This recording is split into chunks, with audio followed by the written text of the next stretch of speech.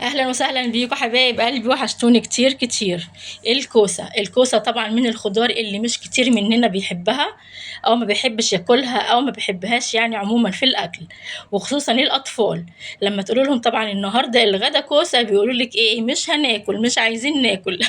ليه؟ انا مش فاهمه الحقيقه يعني. إيه، وانا كمان يعني الولاد عندي مش بياكلوها بصراحه غير في الكوسه البشاميل بس. النهارده بقى هنعمل لهم طريقه حلوه جدا، هتخليهم يعشقوها وياكلوها باستمرار، ويطلبوها منك كمان يا ستي، وهتغيري من طعمها وشكلها خالص خالص. خليكي اذكى منهم، وهياكلوها يعني هياكلوها. تعالي بقى نشوف هنعملها ازاي مع بعض. خلاص كده يا جماعه، هنا طبعا معايا كوسه. انا متعمده طبعا ان انا اجيبها حجمها كبير شويه، وهقول لكم ليه دلوقتي. وكمان هنا معايا دقيق ومعايا بقسماط. هنا برضو عايزين الدقيق قد البقسماط بالظبط. معايا بيضه واحده، وكمان معايا ليمونه. خلاص كده المقادير سهله، مفيهاش اي حاجه خالص.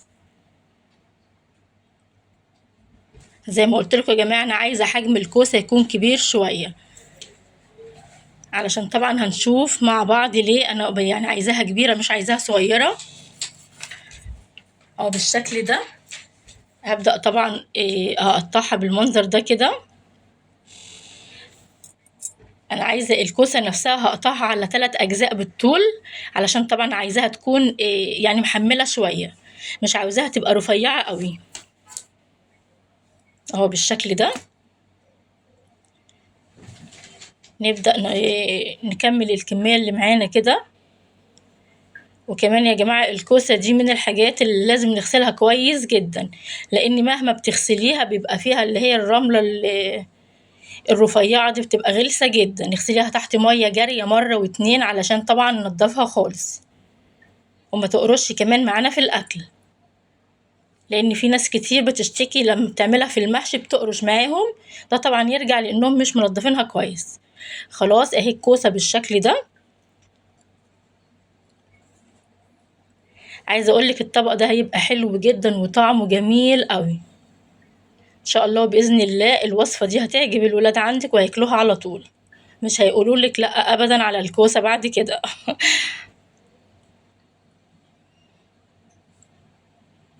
وكمان لو عندك كوسه اللي هي الوسط، يبقى هنقطعها على جزئين بس. دي علشان كبيره شويه زي ما قلتلك، هقطعها على 3 اجزاء. بص دي وسط، قطعتها بس جزئين بس.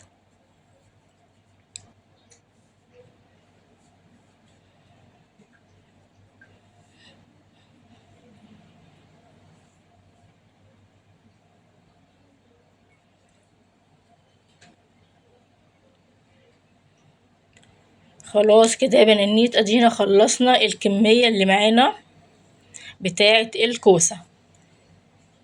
نشيل بقى الحاجات دي كلها كده، ونكمل وصفتنا.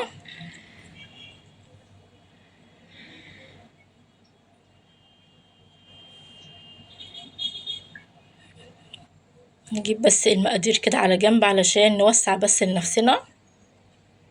هجيب طبعا بقى بولة، وكمان هكسر فيها البيضة.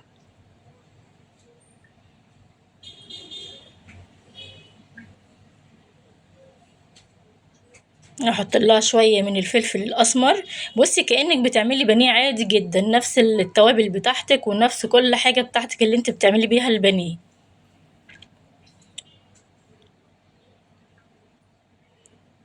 احط لها شويه من الملح. وهنا كمان على الكوسه نفسها لو عايزه تحط شويه ملح، لو انت بتحبي الاكل يعني مالح شويه، تقدري برضو تحطي على الكوسه ملح، وكمان تقدري ترشي عليه فلفل زي ما انت عايزه. بس احنا هنا كمان هننكه الدقيق معانا، فمش هنحتاج للخطوه دي كتير يعني. هبدا احط لها معلقه او معلقتين كده من الميه، علشان بس نفك اللزوجه بتاعه البيض. انا عايزاه يكون انسيابي شويه يعني، بس مش اكتر من كده.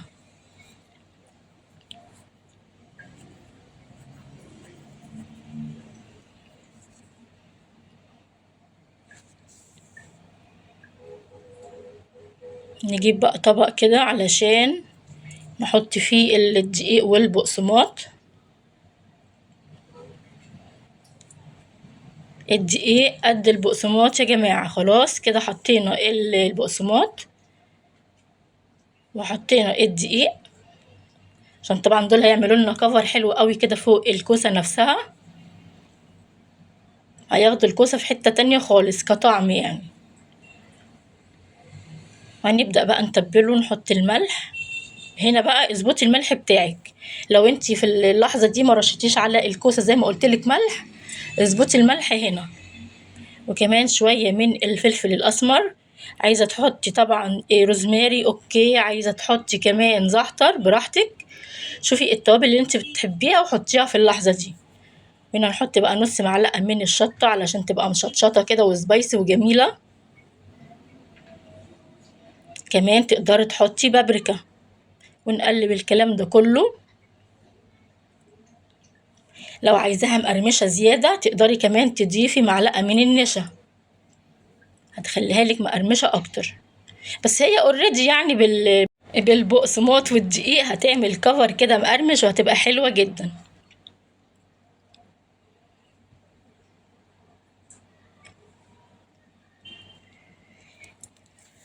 نجيب بقى البيض بتاعنا كده، هنحط فيه الكوسة، اديها تقلبتين تلاتة. عايزين نغلف الكوسة اللي معانا دي بالبيض، وهنبدأ نحطها على الخلطة اللي احنا عملناها دي. عايزة كمان تضيفي للخلطة دي معلقة كاري او كركم علشان تلون وتبقى صفرة قوي برضه تبقى جميلة.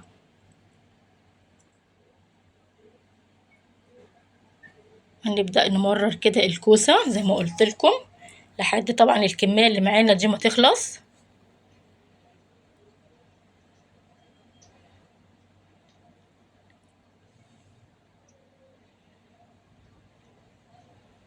خلاص كده يا بنات اهي الكمية اللي معايا اللي في الطبق الابيض ده، انا يعني بعد ما خرجته من الدقيق بقى معانا بالشكل ده، اتغلف خالص. وانت كمان بتحطيه في الدقيق والبقسماط، حاولي تضغطي عليه شوية علشان تمسك فيه يعني ويعمل كفر.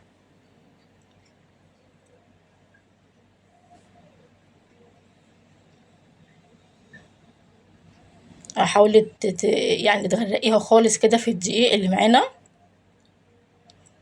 وعايزة اقولك كمان لو هتشتغلي بايدك افضل كتير من الشوكة دي بصراحة. انا دلوقتي طبعا هسيب الشوكة وهشتغل بايدي مفيش اي مشكلة علشان نتحكم اكتر كمان، ونقدر كمان نظبطها اكتر. بصي الشوكة مش عايزة تمسكها خالص. خلاص كده يا جماعة اهو بالشكل ده. انا طبعا هنا جريت الفيديو بس علشان ما يبقاش طويل. كده بعد ما الكمية اللي معانا خلصت هاخدها طبعا على النار في زيت، هحمرها لحد ما تاخد اللون اللي احنا عايزينه، ونرجع ان شاء الله نشوفها مع بعض. خلاص كده يا جماعة اهي بعد ما اتحمرت في الزيت، بصي عملت كفر جميل جدا ومقرمش وهي طرية من جوه وريحتها حلوة جدا. وعايزة اقولك كمان نص الليمونة اللي كانت معايا او الليمونة انا عصرتها، بس الليمونة احصرها عندي التقديم علشان بس ما يعني ما تخليهوش طري عشان يبقى من فوق مقرمش يعني. لو مش عايزاها طرية ما تحصريش خالص ليمون. جربي الوصفة دي ان شاء الله، بإذن الله هتعجبك جدا جدا. بس كده، وده كان فيديو النهاردة. باي باي يا حبايبي.